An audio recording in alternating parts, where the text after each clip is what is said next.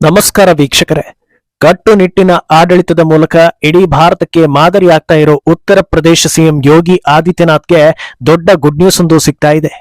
ಮುಂಬರೋ ವಿಧಾನಸಭಾ ಎಲೆಕ್ಷನ್ನಲ್ಲಿ ಯೋಗಿ ಆದಿತ್ಯನಾಥ್ ಗೆದ್ದು ಮತ್ತೆ ಸಿಎಂ ಆಗೋದು ಖಚಿತ ಅನ್ನೋದನ್ನ ಸರ್ವೆಯೊಂದು ಹೇಳ್ತಾ ಇದೆ. ಅಂದಹಾಗೆ ಸರ್ವೆಯಲ್ಲಿ ಬಂದಿರೋ ನಂಬರ್ ಅನ್ನ ನೋಡಿ ಸಮಾಜವಾದಿ ಪಕ್ಷ ಹಾಗೂ ಕಾಂಗ್ರೆಸ್ಗೆ ತಲೆ ತಿರುಗಿ ಹೋಗ್ತಾ ಇದೆ. ಎಲ್ಲಾ ರೀತಿಯಲ್ಲೂ ಓಲೈಕೆ ಮಾಡಿದ್ಮೇಲೂ ಈ ಮಟ್ಟದಲ್ಲಿ ಹೊಡೆತ ಬೀಳಲಿದೆಯಾ ಅನ್ನೋ ಟೆನ್ಷನ್ ಶುರುವಾಗಿದೆ. ಇನ್ನೊಂದೆಡೆ ಕೆಲವೇ ತಿಂಗಳಲ್ಲಿ ಬರೋ ದೆಹಲಿ ಎಲೆಕ್ಷನ್ ನಲ್ಲೂ ಯೋಗಿ ಆದಿತ್ಯನಾಥ್ ಗೇಮ್ ಚೇಂಜರ್ ಆಗ್ತಾರೆ ಅಂತ ಹೇಳಲಾಗ್ತಾ ಇದೆ. ಅದರ ಹಿಂದೆ ಬಲವಾದ ಕಾರಣಗಳು ಕೂಡ ಇವೆ. ಇನ್ನು ಅತ್ತ ಸಂಬಾಲ್ನಲ್ಲಿ ಯೋಗಿ ದುಷ್ಕರ್ಮಿಗಳಿಗೆ ಹೊಡೆತ ಕೊಟ್ಟಿದ್ದೆ ತಡ, ಕಾನ್ಪುರ ಮೇಯರ್ ಕೂಡ ಖಡಕ್ ಆಗಿ ದುಷ್ಕರ್ಮಿಗಳಿಗೆ ಉತ್ತರಿಸ್ತಾ ಇದ್ದಾರೆ. ಲೇಡಿ ಮೇಯರ್ ಕಾರ್ಯವೈಖರಿಗೆ ದೇಶದಾದ್ಯಂತ ಮೆಚ್ಚುಗೆ ವ್ಯಕ್ತವಾಗ್ತಾ ಇದೆ. ಇದೆಲ್ಲವನ್ನ ಒನ್ ಬೈ ಒನ್ ವಿವರಿಸ್ತಾ ಹೋಗ್ತೀವಿ. ಈ ವಿಡಿಯೋವನ್ನ ತಪ್ಪದೆ ಕೊನೆ ತನಕ ನೋಡಿ. ಅದಕ್ಕೂ ಮುನ್ನ ಮೀಡಿಯಾ ಮಾನ್ಸ್ಟರ್ ಚಾನಲ್ ಅನ್ನ ತಪ್ಪದೆ ಸಬ್ಸ್ಕ್ರೈಬ್ ಮಾಡಿ. ಎಸ್, ಸಿಎಂ ಯೋಗಿ ಆದಿತ್ಯನಾಥ್ರನ್ನ ಬ್ರ್ಯಾಂಡ್ ಅಂದ್ರೆ ತಪ್ಪಾಗ್ಲಿಕ್ಕಿಲ್ಲ. ಭಾರತದಂತಹ ದೇಶದಲ್ಲಿ ಕಳ್ಳರು, ದುಷ್ಕರ್ಮಿಗಳು, ಅತ್ಯಾಚಾರಿಗಳಿಗೆ ಸರಿಯಾದ ಶಿಕ್ಷೆ ಆಗುತ್ತೆ ಅನ್ನೋ ನಂಬಿಕೆ ಯಾರಿಗೂ ಇಲ್ವೇ ಇಲ್ಲ. ಅಂಥದ್ದೆಲ್ಲ ಕನಸಿನ ಮಾತು ಅಂತ ಅನ್ಕೊಂಡಿರುವಾಗ ಯೋಗಿ ತಮ್ಮ ಬುಲ್ಡೋಸರ್ ಚಾಲು ಮಾಡಿದ್ರು. ಅದನ್ನ ನೋಡಿ ಅಚ್ಚರಿಗೊಂಡ ಭಾರತೀಯರು ನಮ್ಮ ರಾಜ್ಯಕ್ಕೂ ಇಂಥ ಸಿಎಂ ಬೇಕೇ ಬೇಕು ಅಂತ ಬಯಸ್ತಾ ಇದ್ದಾರೆ. ಈಗಾಗಲೇ ಅವರನ್ನ ಆದರ್ಶವಾಗಿಟ್ಟುಕೊಂಡು ಹಲವು ರಾಜ್ಯಗಳಲ್ಲಿ ಬುಲ್ಡೋಸರ್ ಆಪರೇಷನ್ ಶುರುವಾಗಿದೆ.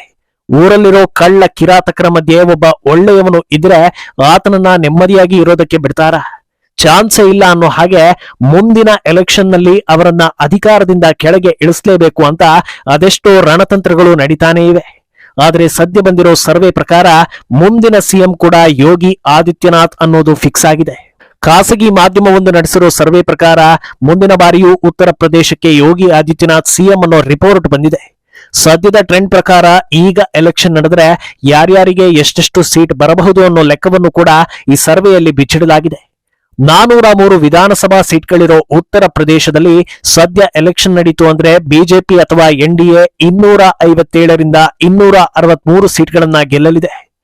ಎಸ್ಪಿ ಹಾಗೂ ಕಾಂಗ್ರೆಸ್ ಮೈತ್ರಿಕೂಟ 121ರಿಂದ 137 ಸೀಟ್ ಗೆಲ್ಲಲಿದೆ ಹಾಗೂ ಇತರೆ ಪಕ್ಷಗಳು 9ರಿಂದ 25 ಸೀಟ್ಗಳನ್ನ ಗೆಲ್ಲಬಹುದು ಅಂತ ಸರ್ವೆ ಹೇಳ್ತಾ ಇದೆ.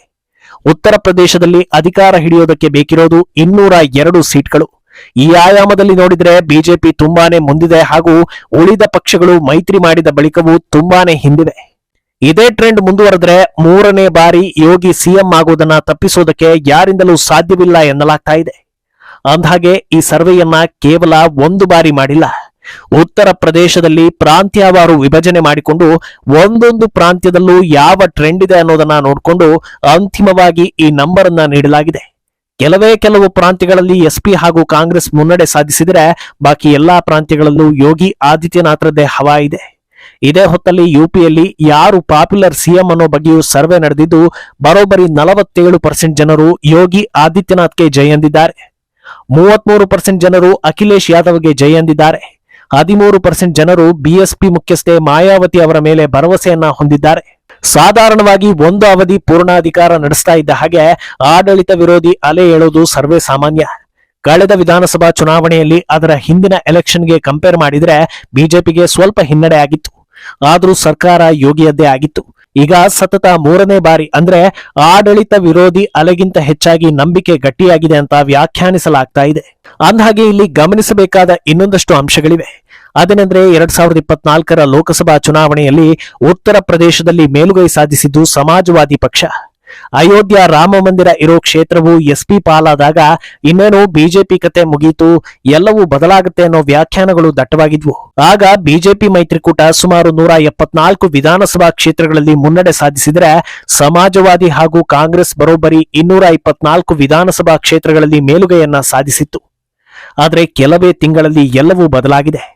ಅದಕ್ಕೆ ಪ್ರಮುಖ ಕಾರಣ ಯುಪಿ ಅಂತ ಬಂದಾಗ ಜನರ ಮೊದಲ ಆಯ್ಕೆ ಯೋಗಿ ಆಗಿರೋದು.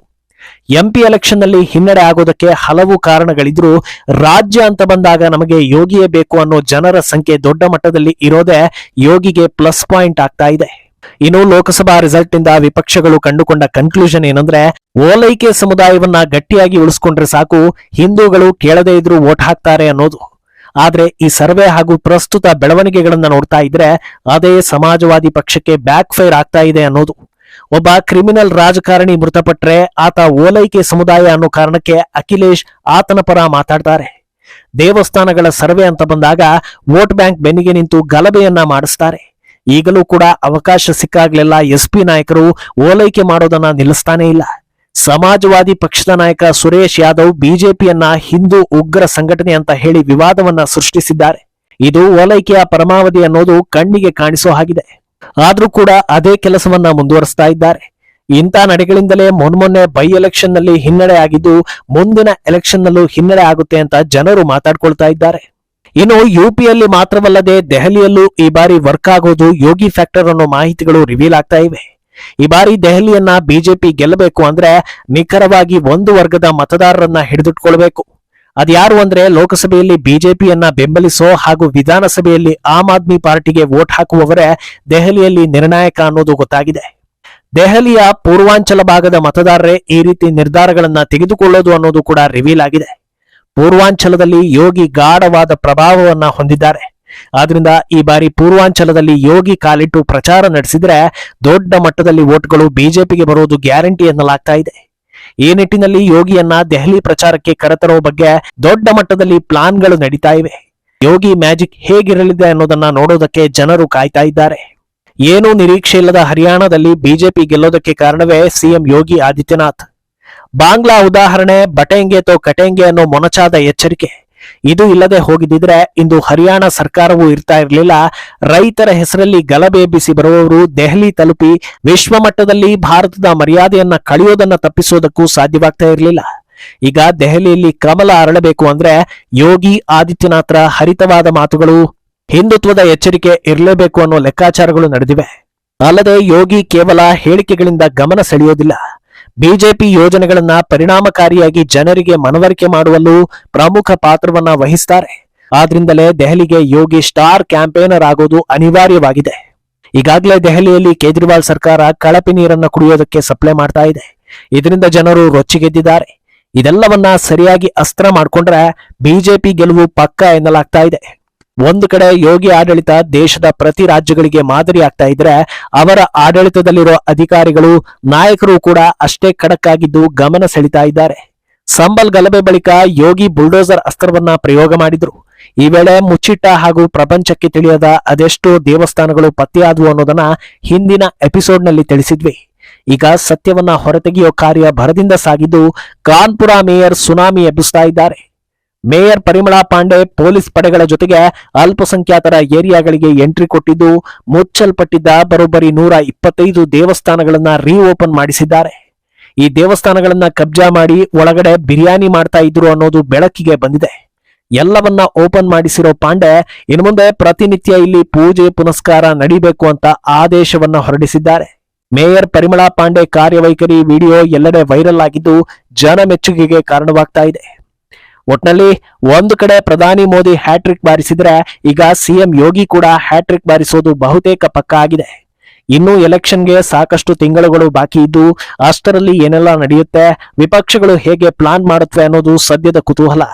ಈ ಬಗ್ಗೆ ನಿಮ್ಮ ಅಭಿಪ್ರಾಯವನ್ನ ತಪ್ಪದೆ ಕಾಮೆಂಟ್ ಮೂಲಕ ತಿಳಿಸಿ.